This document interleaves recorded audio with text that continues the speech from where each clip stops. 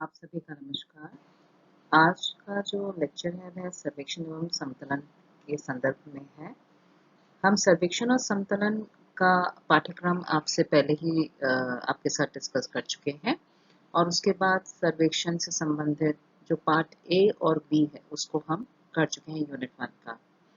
यहाँ आज के लेक्चर में मैं आपको जो सर्वेक्षण की परिभाषा में हमने एक शब्द इस्तेमाल किया था वह था मापने का।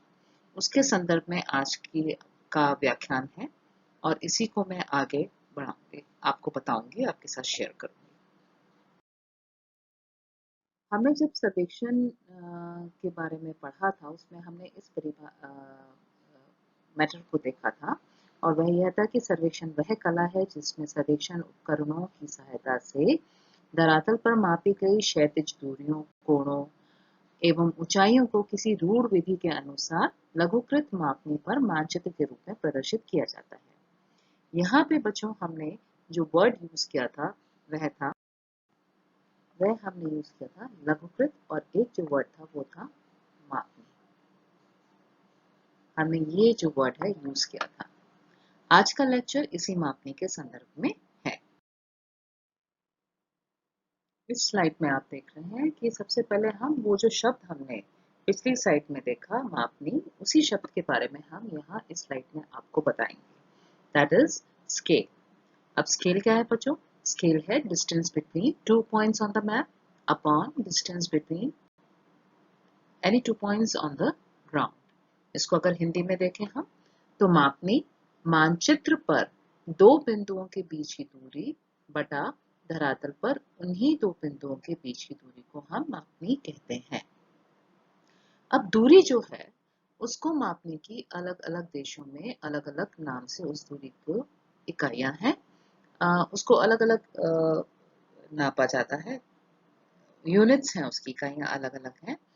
जैसे कि ब्रिटिशर्स के टाइम पे भारत में जितनी दूरियां जो मापी गई थी, उनके जो हमारे मील पत्थर जितने लगे थे, उनके ऊपर जो लिखा था दूरी का इकाई जो लिखी थी वह थी मील।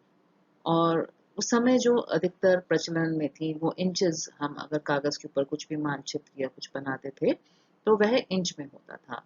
वर्तमान समय में मैट्रिक टेबल जो है वो बहुत अधिक प्रचलित है और इसमें जो मैट्रिक टेबल ये सब पूरे विश्व में प्रचलित है वर्तमान समय में।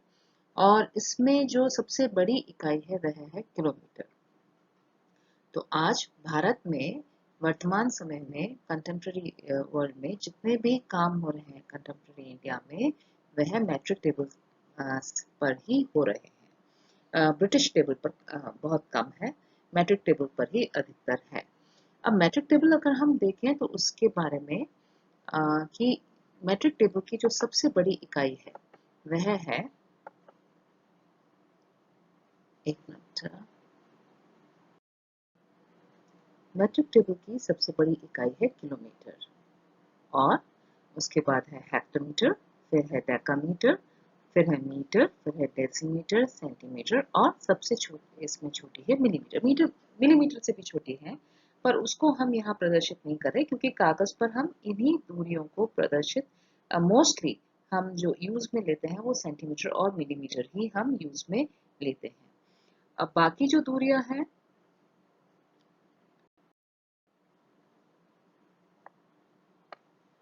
और यहाँ पे जो हमने बताया है इस चार्ट में वह ये बताया है कि एक अगर किलोमीटर है उसमें हम ये पता करना चाहेंगे कितने सेंटीमीटर है या मिलीमीटर है तो हम वहां तक उसके नीचे हम शून्य हर एक इकाई के समक्ष जो है जो यूनिट है उसके सामने हम जीरो लगाते जाते हैं और इस तरह से हमें पता पड़ जाता है कि एक बड़ी इकाई में कितनी छोटी इकाइयां विद्यमान है। तो सबसे पहले अगर हम देखें तो 1 किलोमीटर अगर है, ये प्रश्न में दिया हुआ है कि 1 किलोमीटर में कितने सेंटीमीटर होते हैं। तो हम यहाँ देखेंगे कि किलोमीटर के आगे हमने लाइन खींच दी और किलोमीटर के बाद हमने सेंटीमीटर तक हमने लाइन खींच दी। तो अब ये कितने शून्य आ गए? एक के बाद आ गए शून्य, एक के बाद एक, 2 3 4 और 5 शून्य यहाँ आ गए। आप देखेंगे 1 2 3 4 5। इसका ये मतलब हुआ कि 1 किलोमीटर में 1 लाख सेंटीमीटर होते हैं। अब यही चीज हम अगर देखें कि 1 हेक्टोमीटर में कितने सेंटीमीटर होते हैं, तो यहाँ हमने ये प्रदर्शित किया कि हमने 1 हेक्टोमीटर के आगे 1 लगा दिया और सेंटीमीटर को हमने फिर वहीं से आगे एक्सटेंड कर दिया।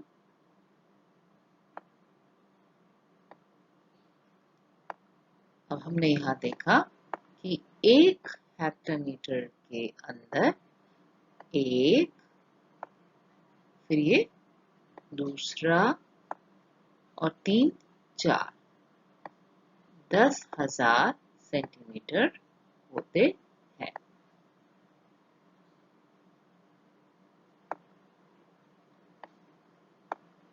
यही चीज अगर हम आगे देखें तो हम डेकामीटर को लेके देखते हैं और डेकामीटर के आगे जैसे मैंने ये टेबल तैयार करके उसके आगे मैंने पुनः 1 लगा दिया है कि 1 डेकामीटर में कितने सेंटीमीटर होते हैं। अगर हमसे कोई पूछता है तो सेंटीमीटर के आगे फिर हमने इस तरह से किया और हमने फिर ये देखा कि 1 डेकामीटर के आगे 1 के बाद कितने शून्य है, 1 2 3, तो 1000 शून्य,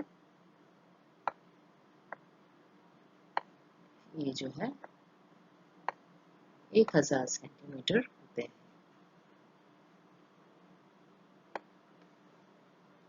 यही प्रक्रिया अगर हम देखें तो 1 मीटर में हमने यहाँ मीटर के आगे तक हमने ये देखा, ये मीटर, इसके आगे ये 1 है। अब 1 मीटर में कितने सेंटीमीटर होते हैं, तो 1 मीटर में 100 सेंटीमीटर होते हैं। और फिर आया